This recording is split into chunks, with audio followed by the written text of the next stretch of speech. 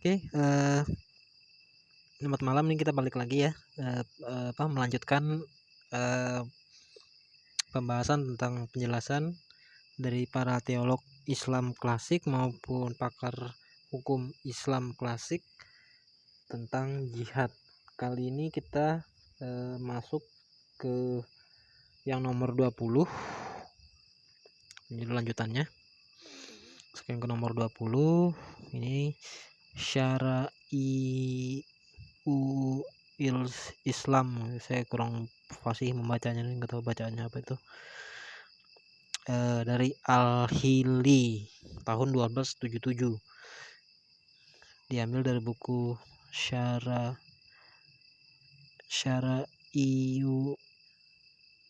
Islam. Saya kurang fasih, nggak tahu apa bacaannya itu. Yang diterjemahkan ke dalam bahasa Prancis, Collection of Laws Concerning the Shia Muslim. Koleksi hukum berdasarkan Muslim Syiah. Kumpulan hukum atau koleksi hukum berdasarkan Muslim Syiah. Jadi ini hukum-hukumnya yang diterapkan yang diterapkan atau yang digunakan oleh Islam Syiah. Infidels yang orang-orang kafir yang dapat diterapkan atau dapat diterapkan pungutan pajak atau pajak, orang-orang kafir yang dapat diterapkan pajak kan gitu kan. Tribute may be imposed. Beberapa orang kafir diberikan izin untuk mempraktikkan agama mereka. Berarti artinya mereka tetap beragama seperti agama mereka yang sebelumnya, misalnya Yahudi ya Yahudi, Kristen ya Kristen, sebagai balasan atas pajak mereka. Jadi karena mereka membayar pajak jizya dan kharaj, atau jizya atau kharaj saja, tapi biasanya dua itu. Jadi mereka diizinkan untuk mempraktikkan kegiatan agama mereka. Selain dari yaitu orang-orangnya yaitu orang Yahudi, Kristen, dan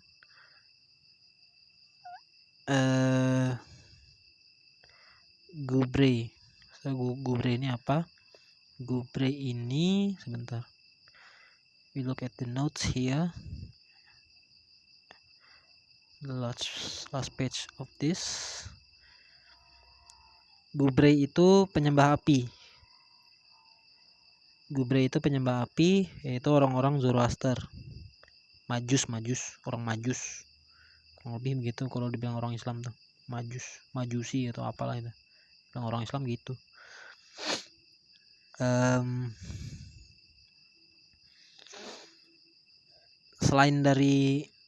Selain dari mereka itu,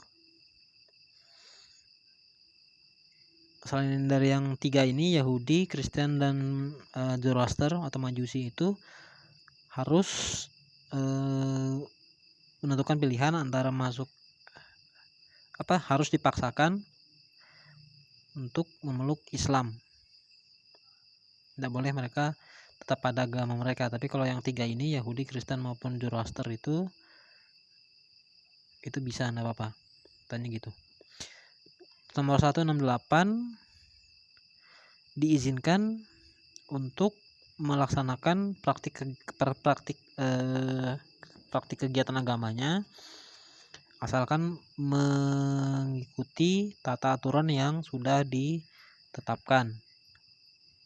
Nomor 169 tidak ada. Nomor 170. 169 ini tidak tidak saya kasih tanda, artinya saya anggap tidak terlalu penting. Nomor 170 itu orang Kristen itu kalau orang kafir itu, Yahudi, Kristen maupun Zoroaster, jika ditemui atau kayaknya itu tidak mengatakan hal-hal yang benar atau mereka itu dikatakan berbohong, maka perjanjian yang dibuat dengan mereka itu dianggap batal karena mereka sudah bersaksi dusta. Ya istilahnya anunya kayak gitu, gampangannya lah.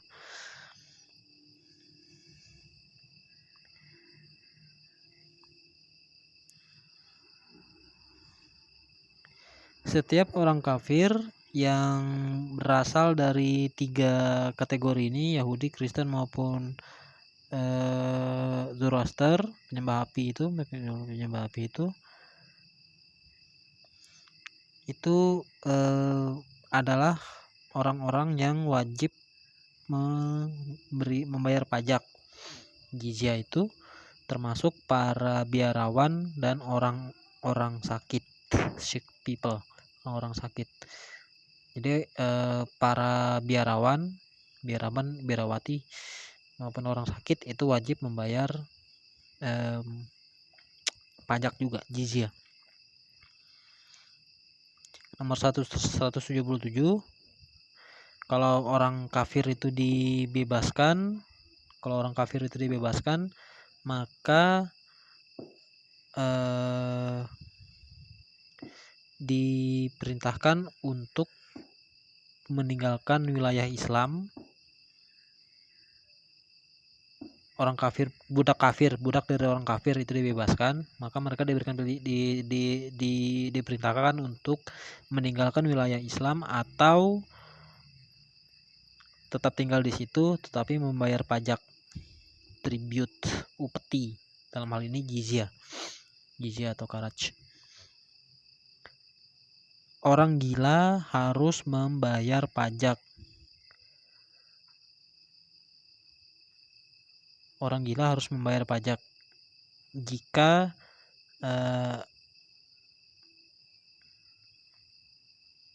pada saat dia tidak gila atau gilanya tuh lagi tidak kumat. Saat dia gilanya tidak kumat, bahasa gampangannya gitu aja lah. Jika saat gilanya tidak kumat itu, maka dia harus membayar pajak atau menjadi wajib pajak di saat dia tidak kumat gilanya, istilahnya gitulah. Tapi kalau pas dia lagi gila, pajaknya itu enggak. Anak-anak kecil yang orang-orang kafir yang masih anak-anak, infidel minor, orang-orang kafir yang masih anak-anak itu nanti ketika dia dewasa diperintahkan untuk memasuk Islam atau menjadi wajib pajak, bayar jizya dan kharaj. Ini tentang besaran pajak upetinya itu, besarannya. Pajak kharaj jizya atau kharajnya itu berdasarkan nomor 183, itu berdasarkan jumlah orang, ditentukan per kapita dengan banyaknya jumlah orang kafir yang ada di situ atau dengan luas tanah, berdasarkan luas tanah. Jadi upeti itu besarannya ditentukan dari jumlah orang kafir yang ada di situ di wilayah Islam itu ataupun ditentukan dari luas tanahnya. Nah, kalau jumlah orang kafir, berdasarkan jumlah orang kafir itu disebutnya jizya. Tapi kalau berdasarkan luas tanah itu kharaj. Makanya di beberapa kesempatan di video-video saya sebelumnya saya katakan bahwa kharaj itu pajak bumi dan bangunan. Kalau bahasa kerennya sekarang, pajak bumi dan bangunan itulah kharaj. Di sini by the extent of their lands. Kemudian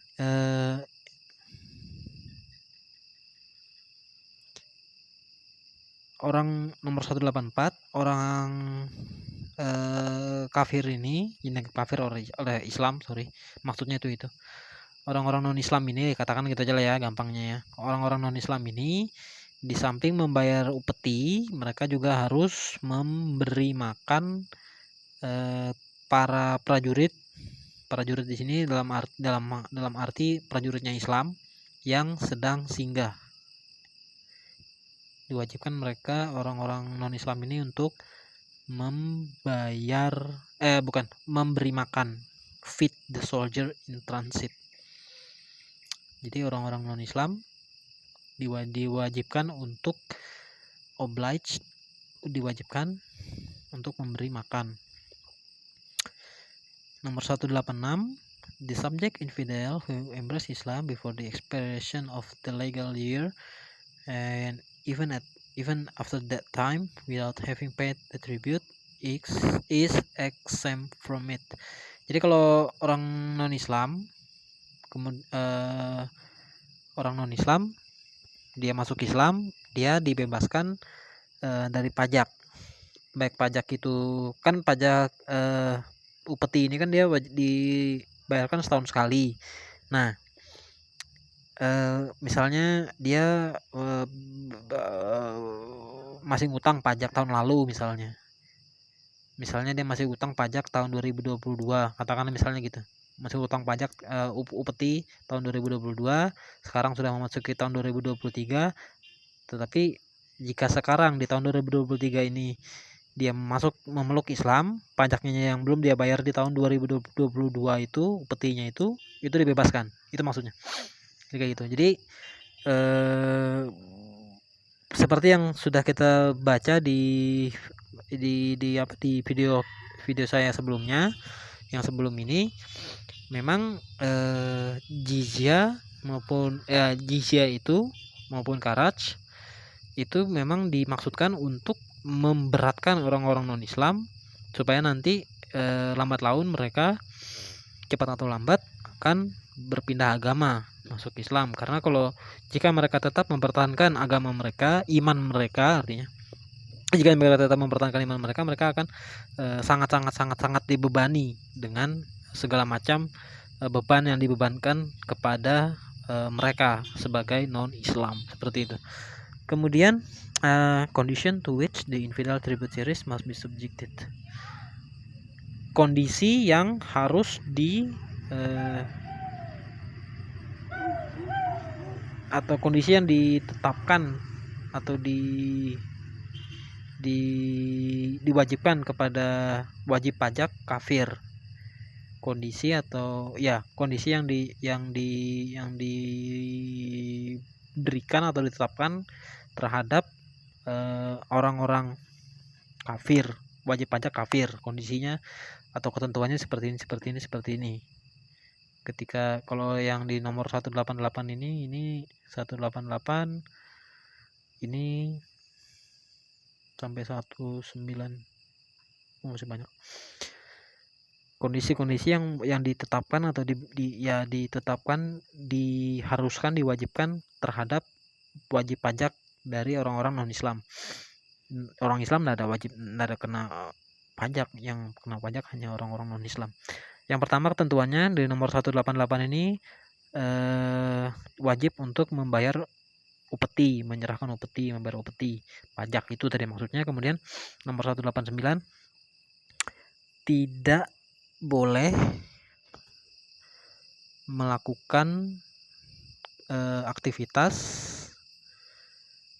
yang bertentangan dengan istilah menyerah, surrender. Karena mereka orang-orang kafir, mereka non-Islam atau kafir dalam pandangan Islam kan kafir. Orang-orang non-Islam ini kan mereka sudah ditaklukkan, berarti state atau status mereka itu sudah menyerah terhadap Islam. Nah, mereka tidak boleh lagi melakukan aktivitas yang bertentangan dengan Islam. Mereka harus tunduk di bawah hukum Islam. Misalnya memberontak terhadap otoritas Muslim, rebelling against Muslim authority, memberontak terhadap otoritas Muslim atau pemerintahan Muslim, kemudian memberikan bantuan terhadap musuh, dalam hal ini musuhnya Islam.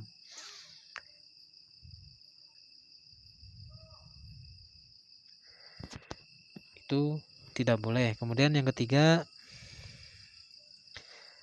tidak boleh melakukan aktivitas yang berbahaya atau membahayakan bagi orang-orang muslim, bagi kaum muslim maksudnya gitu lah, seperti pemerkosaan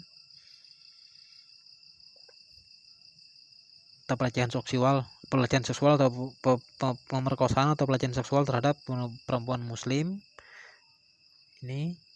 Kemudian ini bukan malah ke atas sih. Nah gini, ini pemerkosaan atau tindakan asusila terhadap perempuan muslim, sodomi terhadap pemuda muslim, mencuri barang-barang milik orang muslim, stealing something belonging to a Muslim, giving asylum to enemy spies, or spying on behalf of the enemy, memberikan bantuan terhadap mata-mata musuh atau menjadi mata-mata dari musuh. Itu tuh berbahaya, tindakan yang dilarang.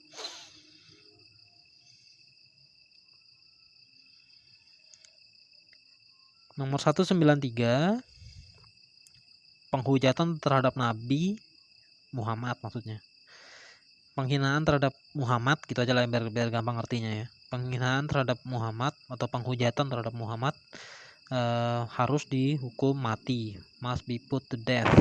Kemudian to abstain from committing publicly any act forbidden by Muslim law,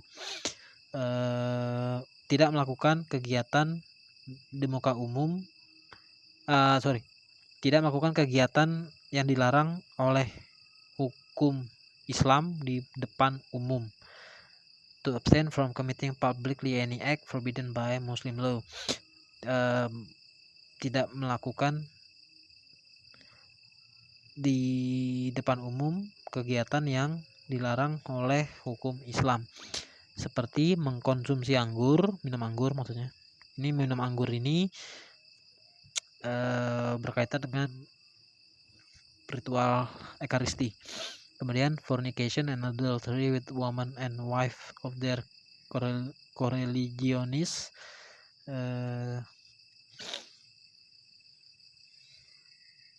aksi seksual lah ya, persetubuhan. Adultery ini persetubuhan, pemerkosaan, tindakan pelecehan seksual, aksi seksual, pelecehan seksual, pemerkosaan perempuan atau istri dari orang mereka yang seiman. Apa juga hukumnya yang dilarang kok. Mengkonsumsi babi kan hukum dari Kristen pun melarang, apalagi Yahudi sama aja. Adultery itu dilarang gitu. Siapa yang mau melanggar itu? Mungkin Islam sendiri kali. Marriage between persons related by consanguinity in degrees prohibited among the Muslim. Menikah dengan orang yang masih yang dalam hubungan pertalian darahnya diharamkan oleh Islam. Artinya kan memang orang-orang non-muslim yang berada di Darul Islam atau wilayah Islam itu memang harus tunduk kepada hukum Islam walaupun mereka bukan orang Islam dan walaupun mereka non-muslim. Yang nomor 197,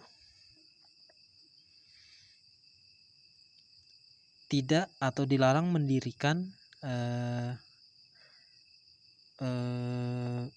bukan kuil sih ini, dilarang mendirikan tempat ibadah atau membunyikan lonceng gereja, dan dilarang mendirikan rumah yang tingginya melebihi tinggi rumah orang muslim. Jadi nomor 197 ini dilarang mendirikan, kalau tempel sini kan kuil tapi sebetulnya bukan kuil. Dilarang mendirikan tempat ibadah, dilarang mendirikan tempat ibadah ataupun membunyikan lonceng gereja, dan mendirikan rumah yang tingginya melebihi rumah orang muslim. Kemudian nomor 198 ini tunduk pada hukum Islam. Harus tunduk pada hukum Islam apapun itu. Kalau mau tahu hukum Islam buka aja kitab buku syariah tuh ada di situ. Peraturan-peraturan khusus tindakan yang bertentangan dengan hukum Islam di negara Islam. Jadi kalau dalam hal ini, ketika seorang wajib pajak, artinya wajib pajak ini kan dalam hal ini kan non muslim, jadi saya terjemahkan non muslim saja. Ketika non muslim bertindak atau melakukan tindakan yang bertentangan dengan hukum Islam di negara Islam, maka imam atau pemimpin negara sekaligus pemimpin agama itu atau sultan, kalau di negara kita dulu ada namanya kesultanan, itu kerajaan Islam, imam atau sultan gitu aja lah ya,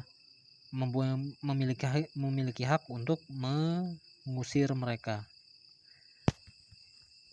untuk mengenyahkan mereka, entah itu dibunuh entah itu diusir.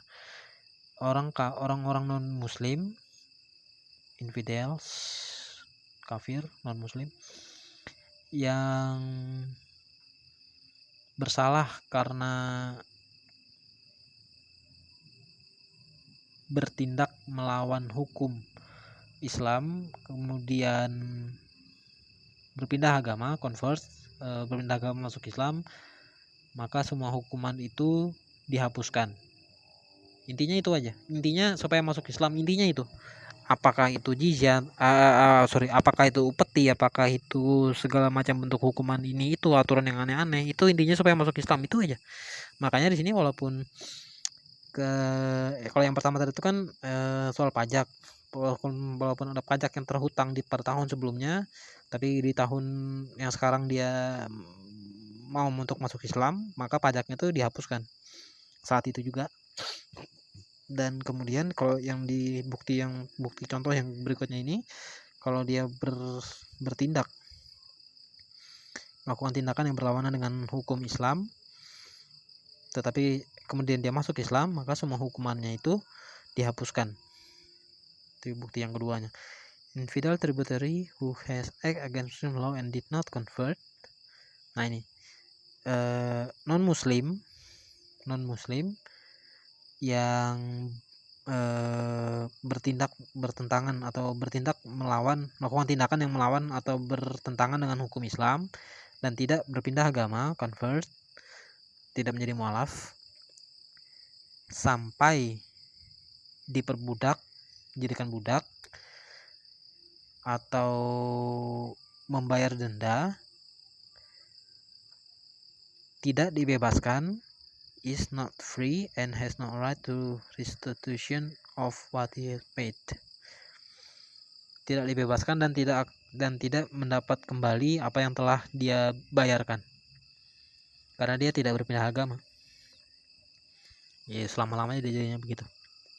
Atau mungkin dalam hal ini dia menjadi budak untuk sekian waktu, misalnya 1 tahun dia menjadi budak karena hukumannya begitu modelnya. Dan junto, kalau bahasa kerennya sekarang, junto denda sekian, misalnya 5 dirham misalnya. Setelah selesai 1 tahun itu, ya sudah bebas lagi. Cuma apa yang sudah dia bayarkan itu, 5 dirham itu tidak kembali. Bisa jadi seperti itu. It is recommended that the tributary not stand upon the higher part of the sebentar. Nih ada yang sebelum itu.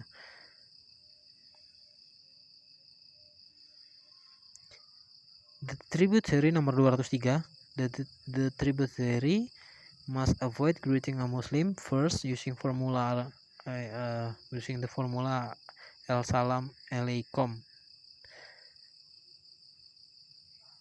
Orang non Muslim yang wajib pajak ini, pastinya wajib pajak, dilarang memberikan salam kepada orang Muslim terlebih dahulu dengan menggunakan salam berbahasa Arab itu, Assalamualaikum atau apa gitu.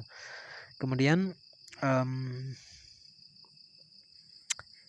disarankan atau diperintahkan, sebetulnya bukan recommend ini, oblige gitu, sebetulnya diwajibkan bagi non Islam untuk tidak berdiri pada bagian jalan yang lebih tinggi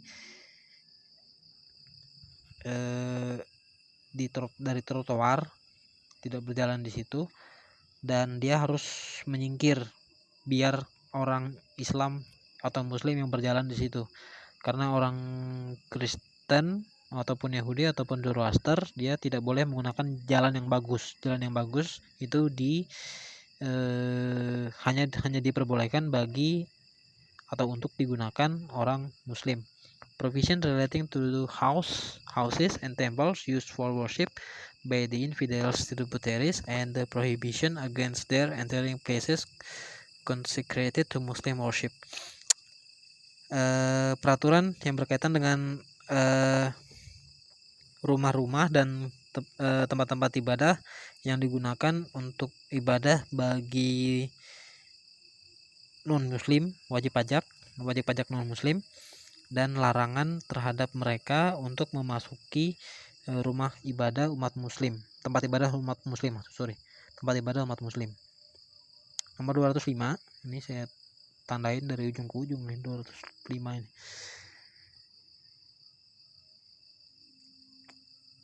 Terlarang atau dilarang untuk untuk membangun di wilayah Islam gereja, sinagog, ataupun tempat ibadah lainnya, temple, kuil kan, tapi itu tempat ibadah itu. Gereja, sinagog atau kuil, mungkin karena ini maksudnya berkaitan dengan Zoroaster itu, jadi mereka taruh di situ kuil kali ya. Jadi di wilayah Islam itu dilarang untuk membangun kuil, gereja, sinagog to be used for any worship other than Muslim worship, untuk dipergunakan sebagai tempat beribadah selain dari ibadah orang Muslim. Nggak boleh. Kalau membangun tempat ibadah bagi orang umat Islam itu nggak apa-apa. Tetapi kalau membangun tempat ibadah selain Islam untuk umat Islam nggak boleh. A newly built construction of this sort must be demolished.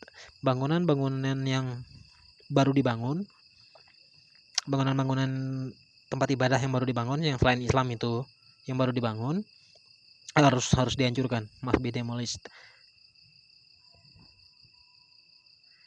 Tidak peduli apakah orang-orang atau tidak peduli apakah penduduk dari negara tersebut baru saja secara sukarela masuk Islam. Whether the territory was conquered by military force or annexed by virtue of a surrender, matters the country is subject to Muslim rule. Tidak peduli atau apakah wilayah tersebut ditaklukkan dengan kekuatan militer atau dicaplok karena mereka menyerah, takut duluan terhadap Islam, mereka menyerah. Pokoknya negara itu atau wilayah tersebut harus tunduk kepada hukum Islam, itu intinya. Tidak boleh membangun tempat ibadah selain tempat ibadah Islam. Yang tempat ibadah selain Islam yang baru dibangun, hancurkan. Dan wilayah tersebut harus tunduk pada hukum Islam secara keseluruhan. Tributaries are permitted to keep the temple serving as their place of worship where were built before the conquest or annexation. Jadi para non-muslim itu diperbolehkan untuk menjaga atau mempertahankan nomor 206 untuk menjaga atau mempertahankan tempat ibadah mereka yang sudah dibangun sebelum invasi Islam. Sebelum Islam datang ke sana itu tidak apa-apa. Tetapi yang dibangun setelah Islam masuk ke sana itu tidak boleh. Kalau yang bangunan yang sudah ada sebelum Islam masuk tidak apa-apa.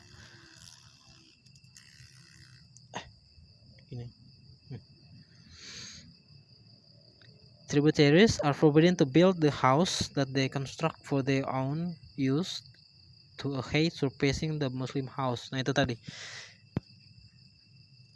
non-Muslim dilarang membangun rumah yang tingginya melebihi rumah orang Islam. Itu yang nomor 209. Nomor 211, it is forbidden for infidels to enter temple in Mecca to every other mosque.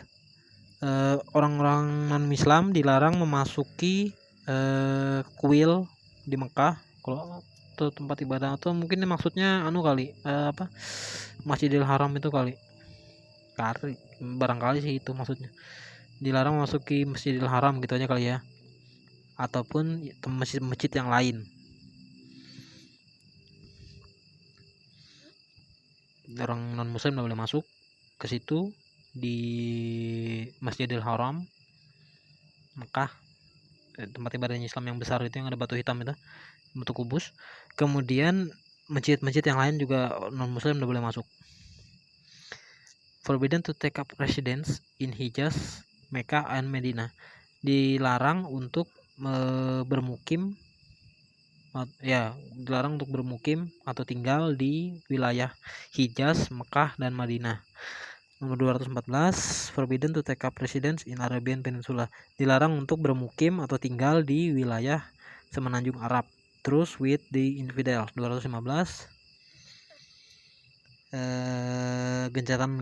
gencatan senjata atau masa damai itu sementara dengan jangka waktu tertentu, hostilities, penundaan permusuhan, suspension of hostility, penundaan permusuhan sementara dalam jangka waktu tertentu, in the case where the number of Muslims soldier is too weak to be able to continue the war advantageously when it necessary to wait for reinforcement.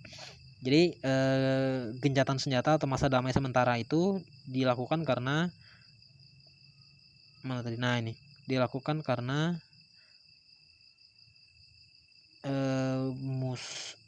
jumlah prajurit Islam jumlah prajurit Islam itu terlalu lemah atau sedikit, jumlahnya terlalu lemah atau lebih sedikit daripada jumlah prajurit musuh, sehingga tidak memungkinkan untuk melanjutkan pertempuran, ataupun juga untuk mendapatkan untuk sampai menunggu bala bantuan tentara Islam maksudnya datang. Jadi kita damai aja dulu lah, jangan kita perangan nanti aja. Kita lagi capek nih. Bukan. Kita mau hidup damai aja, rukun. Kan biasanya orang Islam ngomongin kan gitu. Padahal itu mereka pasukan mereka lagi lemah. Pasukan mereka lemah dalam hal jumlah pasukannya kurang, tenaganya kurang maksudnya. Jumlah pasukannya kurang, ataupun juga mereka mungkin lagi menunggu reinforcement, bala bantuan. Bisa jadi itu. Kemudian nomor 217, ketika pasukan Islam sudah cukup kuat secara jumlah untuk melanjutkan peperangan, maka tidak diizinkan untuk mendeklarasikan atau menyatakan damai terus, untuk menyatakan gencatan senjata,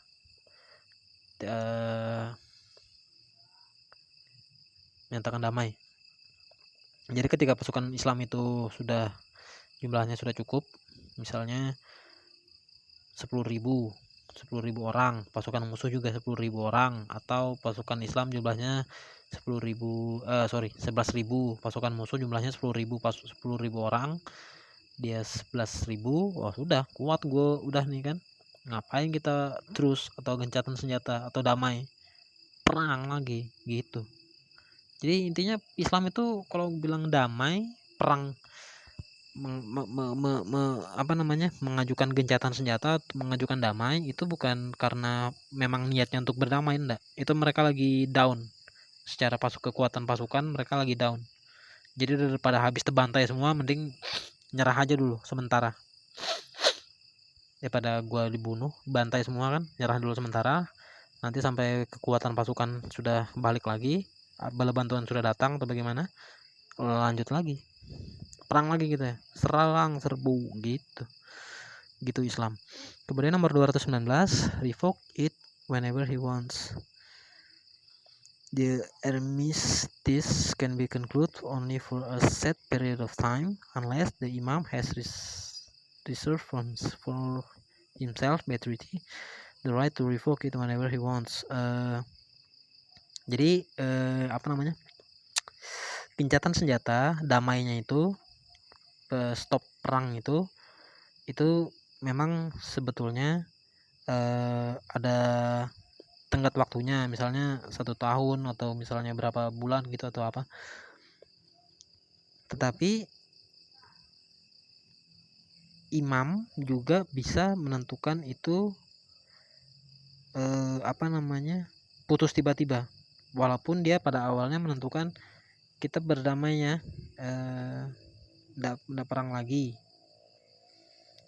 jangan perang lagi, kita itu damai aja berdampingan. Misalnya Islam lagi perang dengan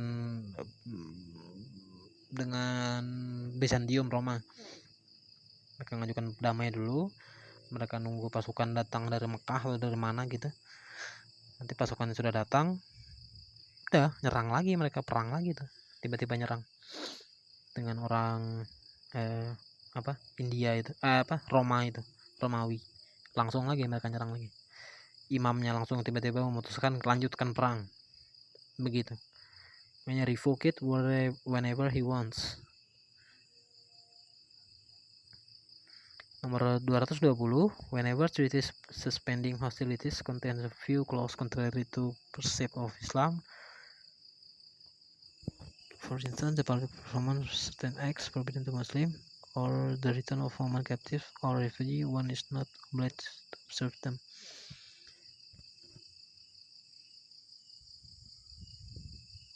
Ketika perjanjian atau kesepakatan menunda permusuhan mengandung beberapa klausa yang bertentangan dengan persepsi Islam,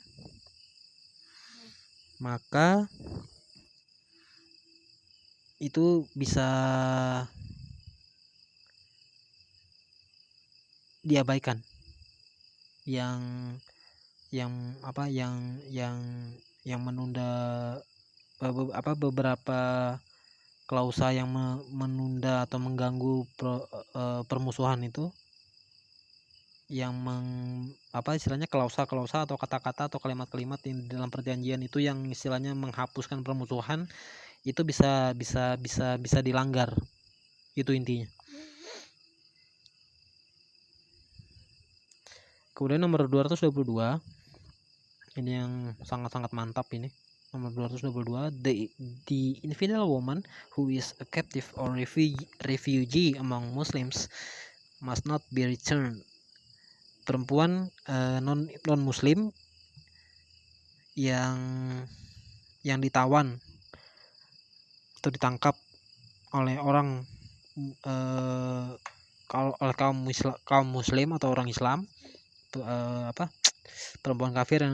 perempuan non Islam atau kafir dalam pandangan Islam yang ditangkap atau ditawan oleh orang-orang Islam, tidak boleh dikembalikan atau tidak boleh dibebaskan. Tidak boleh, karena memang perempuan dalam apalagi orang-orang Islam, perempuan dalam komunitas Islam itu sangat penting sebagai pabrik anak dan sebagai tempat pelampiasan nafsu. Itu aja, pentingnya itu cuma itu. Kenapa perlu ada perempuan di dalam agama Islam itu gitu. Infidel woman, captive or refugee who has embraced Islam must not be returned, even if she apostatized, since her conversion brought her into the bosom of Islam. perempuan non muslim atau kafir, kalau infidelnya aslinya kafir, cuma saya perhalus saja. Perempuan non muslim yang ditangkap, yang ditawan oleh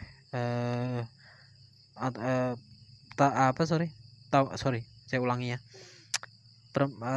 Tawanan muslim perempuan, tawanan perempuan non muslim yang telah memeluk Islam, nah itu who has embraced Islam. Tawanan perempuan muslim non muslim yang telah memeluk Islam tidak boleh dikembalikan, bahkan jika dia murtad dari Islam, itu tetap tidak boleh dikembalikan, karena mualafnya dia itu telah membawa dia ke dalam pelukan Islam. Dari kunci ini, makanya aku tungguin. Itu dari kunci itu. Tahu tadi sore tuh ada yang pulang pakai motor. Motornya Matic juga, cuma besar, lebar, warna putih. Aku nggak tahu siapa itu. Pulang terakhir dari depan sini. Putih. Dia nggak tahu Xeon kah atau nggak tahu aku apa tuh. Pokoknya warnanya putih dia.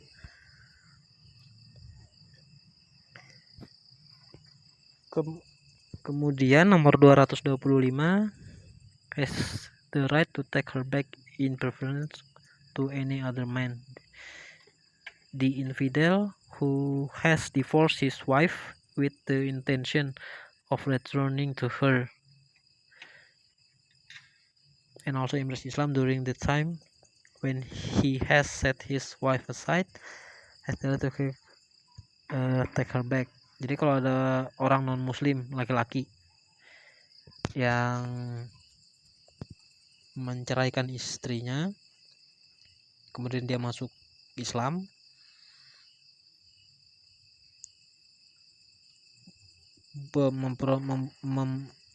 mempunyai hak untuk mengambil istrinya kembali, begitu.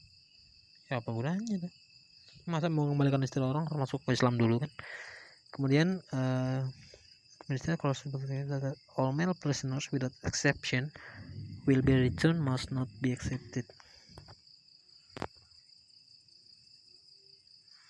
Semua tawanan laki-laki tanpa terkecuali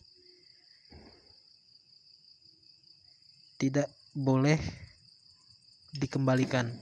Kan not be accepted, will be returned itu kan not be accepted, artinya tidak diterima untuk dikembalikan atau tidak boleh dikembalikan tawanan laki-laki, karena itu jadi budak seumur hidup. Particular provisions, aturan-aturan khusus. An infidel who embraces a religion recognized by his co-religionists must be prevented from doing so and compelled to choose between Islam and death. Jadi kafir itu kan, kalau tadi di bagian pertama itu kan ada 3, Yahudi, Kristen, sama Zoroaster.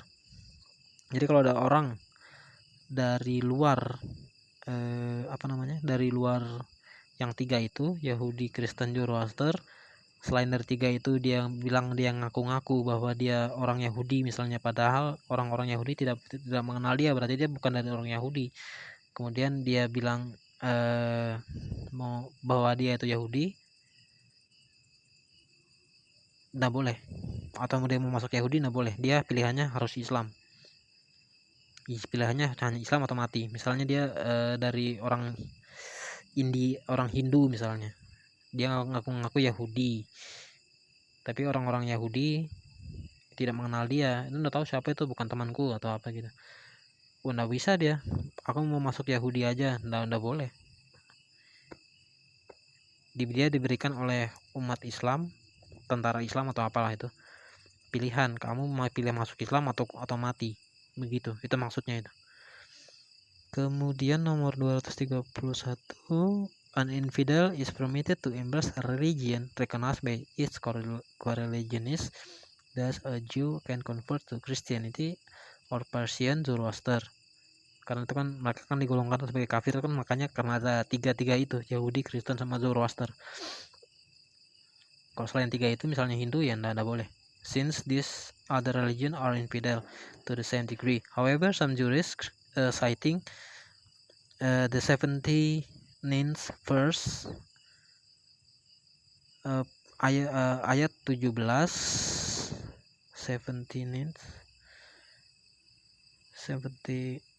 ayat 79 dari surah nomor 30 ayat 79 dari Quran tidak mengizinkan seperti itu. Tidak mengizinkan orang dari Yahudi masuk ke Kristen, atau misalnya Zoroaster masuk ke Katolik, atau Kristen masuk ke Zoroaster. Itu sebetulnya kalau dari ayat Quran dari surah nomor 30 ayat 79 itu tidak mengizinkan seperti itu. Ini di catatan nomor 10. Kita lihat catatan nomor 10. Do not allow an infidel to embrace any religion other than Islam. Jangan izinkan atau jangan biarkan orang kafir memeluk agama lain selain Islam. Itu intinya. 232.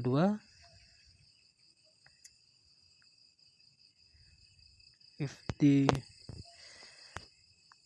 other than Islam and other than Islam remain free to adopt one's more faith of his fathers.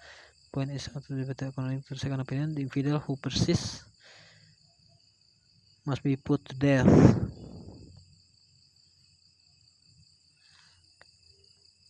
Jadi orang nomor 232 ini, kalau ada orang non Islam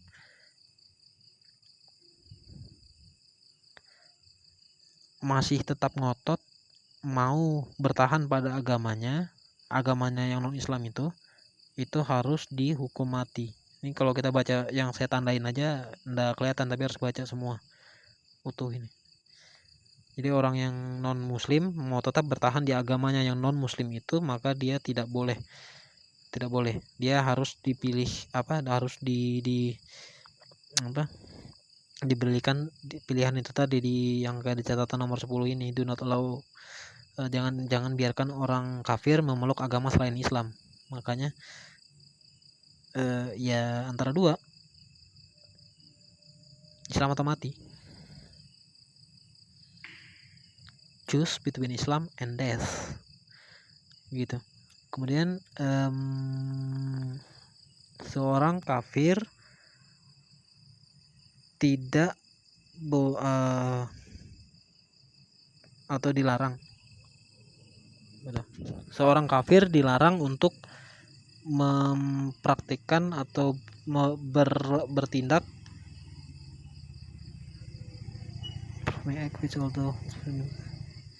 melakukan tindakan yang dilarang oleh hukum Islam di muka umum. Orang kafir tidak boleh, maksudnya non Islam dilarang, tidak boleh melakukan tindakan yang dilarang oleh hukum Islam di muka umum. Kemudian nomor 234, an infidel who performs publicly an act that is prohibited by the precept of Islam must be punished according to the provision of Muslim law with respect to a Muslim. Orang non Muslim yang menunjukkan di depan umum tindakan-tindakan yang dilarang oleh Islam, hukum Islam dalam hal ini, harus dihukum. Kemudian 237,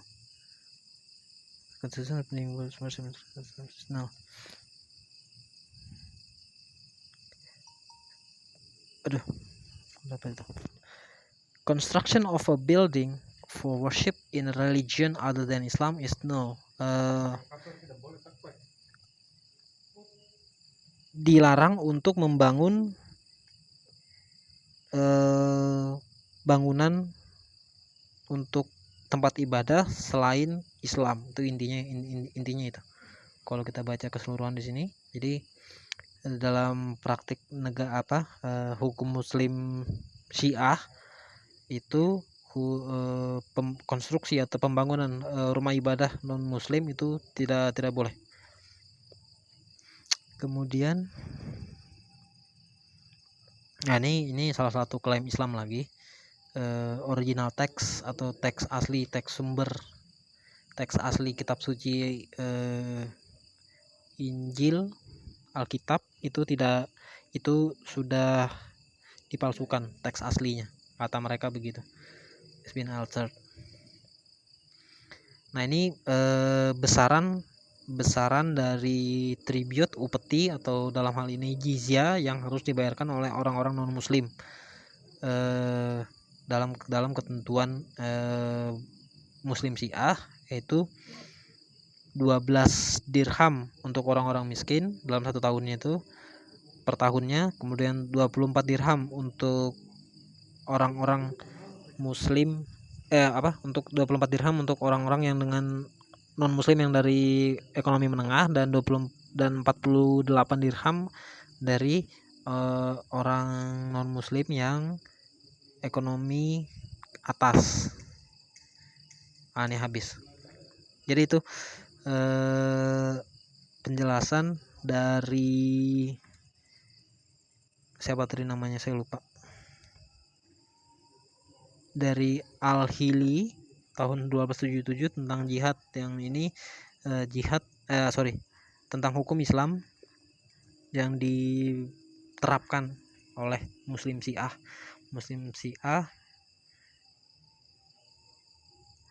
yang wilayah-wilayah yang ditaklukkan oleh Islam.